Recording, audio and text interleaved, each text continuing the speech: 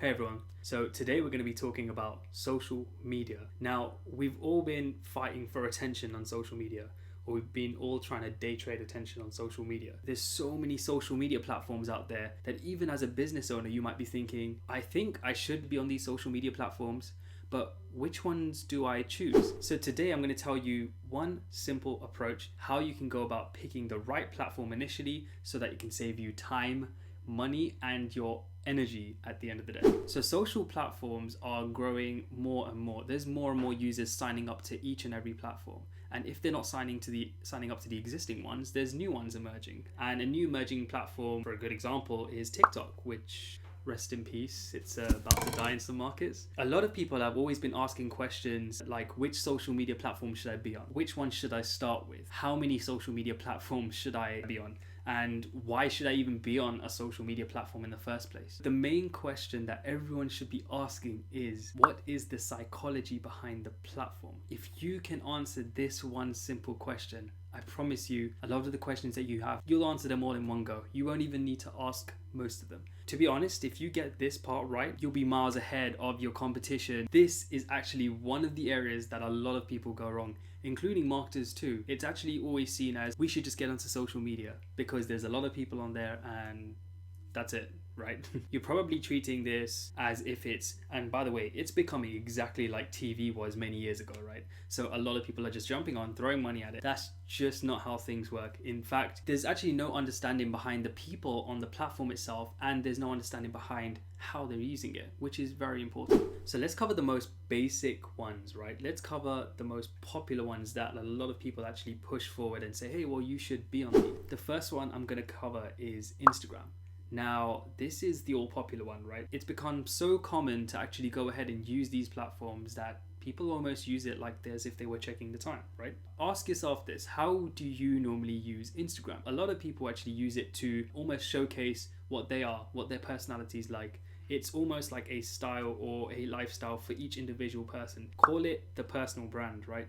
So everyone personalizes their own experiences. They live their own lives, obviously. What they want to do is they want to showcase this to the world. So now it's become more like a personal profile, almost like a personal CV rather than a professional CV. Now, if you think about it, a lot of people are actually using Instagram and they're just using it in their free time. It's become a tool where we go ahead and we just sit on our phone and we're just aimlessly scrolling, right? So we aimlessly just go and consume content. Most of the attention is actually not focused on, I want to go on Instagram to go and buy a product. You're usually going on there to understand exactly what maybe even celebs are up to, what your friends are up to, what your family are up to. We share lifestyle images. We go and share our moments, our experiences. There's also memes that are popular on there. There's GIFs or Giphies or whatever you want to call it today, or even GIFs.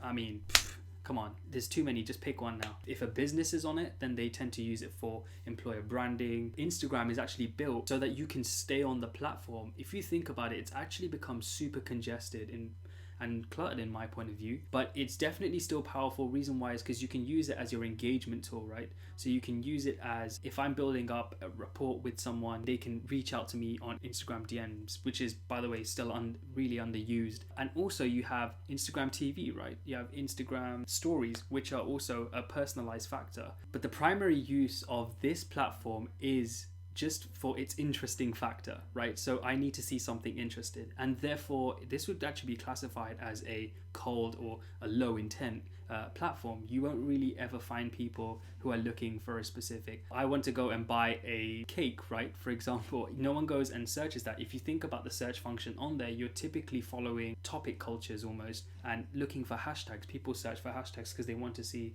some content specifically related to that hashtag. An example that does really well on Instagram, you're in a travel niche, right? And if you are trying to market a travel brand or it's a travel agency or anything of the sort, it's very good to link things that are experiential and sort of these immersive experiences through engaging content. The second platform I want to actually talk about is Facebook.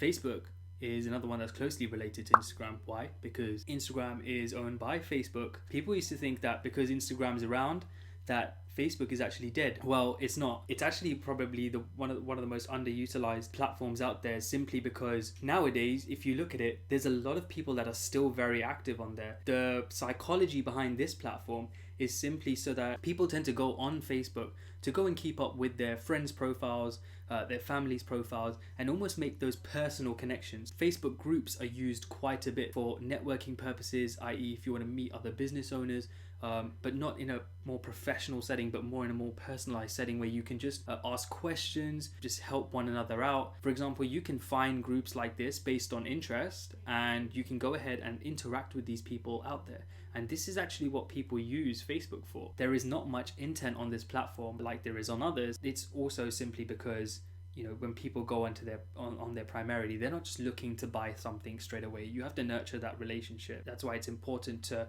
maybe use this, but with another form of your strategy. For example, if you are making YouTube videos, which I'll cover later, then you can use a Facebook group if you have a specific audience that would like to communicate just amongst themselves and they want some tailored industry specific information with, for example, or anything based on an interest. Another thing that works really well is surprisingly video. There's a lot of video content on Facebook, which are generally longer form as well, and they're quite engaging. Now, number 3 is Twitter.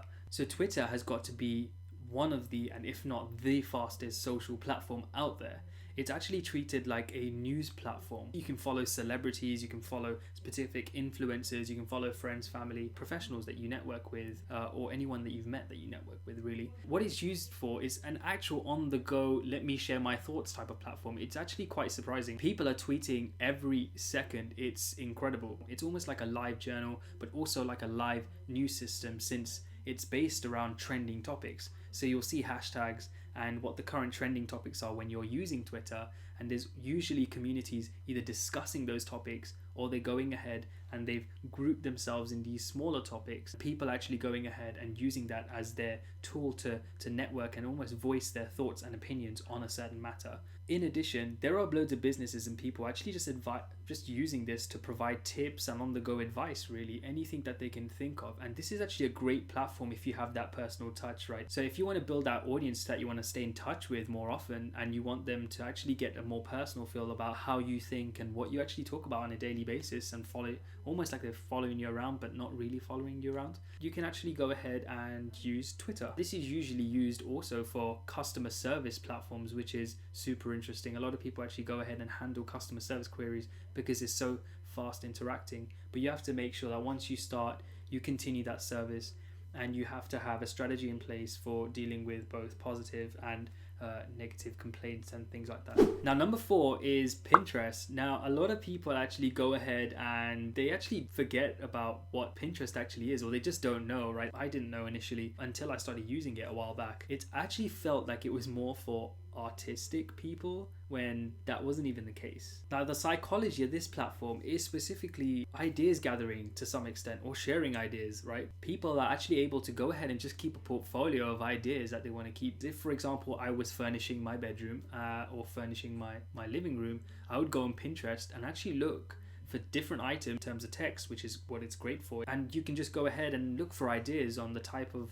furnishings that you want to actually go ahead and include, or how furnishings look and how people have shared what the existing rooms look like. Now, this is a great place for this sort of stuff. And on top of it, Pinterest is basically the visual search engine. What generally tends to work here is content like infographics and statistics, even style, lifestyles, recipes, how-tos. A while back, I didn't even know this, and there's so many people that still don't, right? But a lot of bloggers actually use this platform, and what they do is they create these engaging pins that are actually related to their content on their website, for example, and they drive the traffic directly to their website. So now with Pinterest, you can see that the psychology behind this is where people are trying to get ideas. So imagine if you actually had to sell some clothing, or for example sell some specific, I don't know, imported ingredient, or you had some special ties or anything creative, right? Pinterest has a really good function for this, but you can go ahead and you can associate different pins and sections of the pins.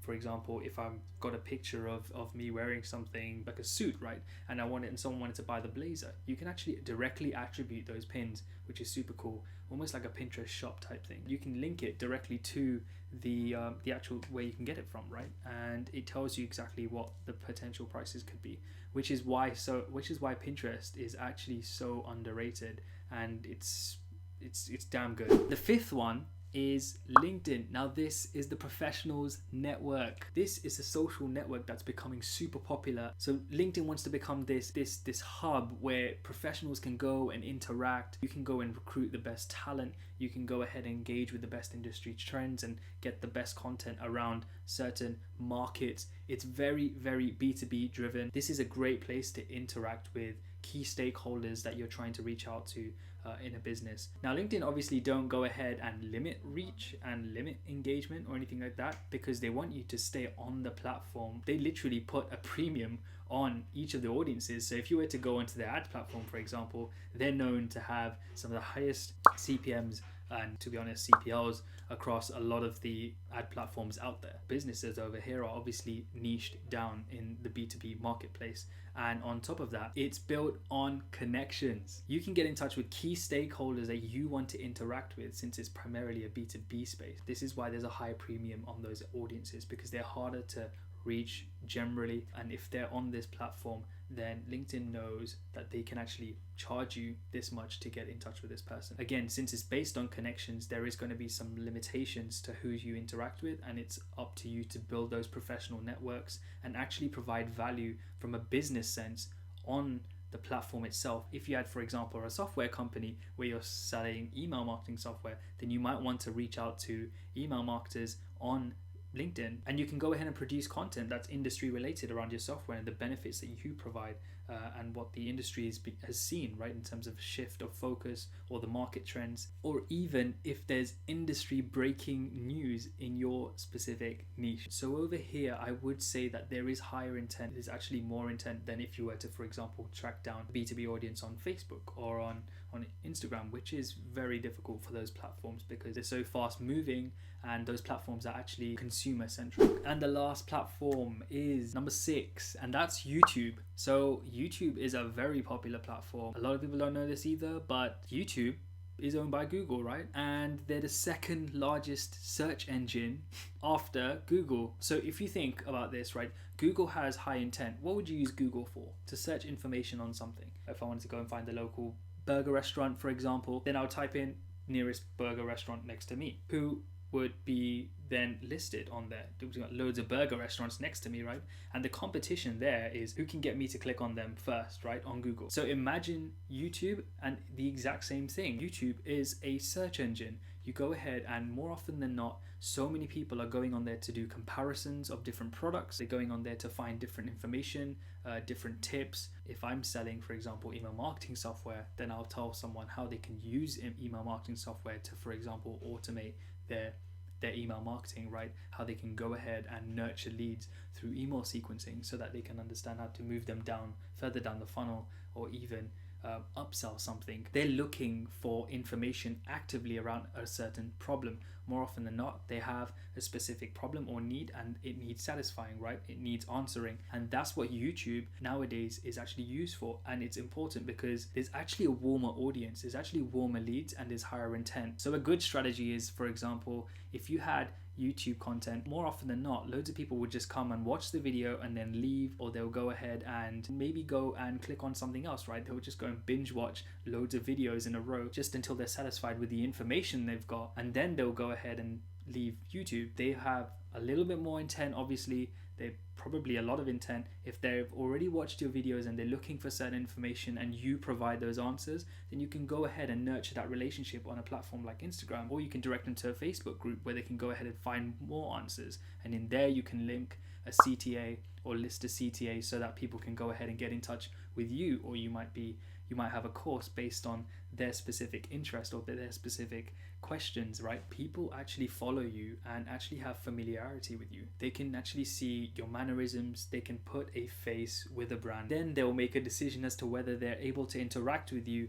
And that's why it's important that you can actually set up a link so that people can actually have that channel, that open channel, so you can go ahead and reach out.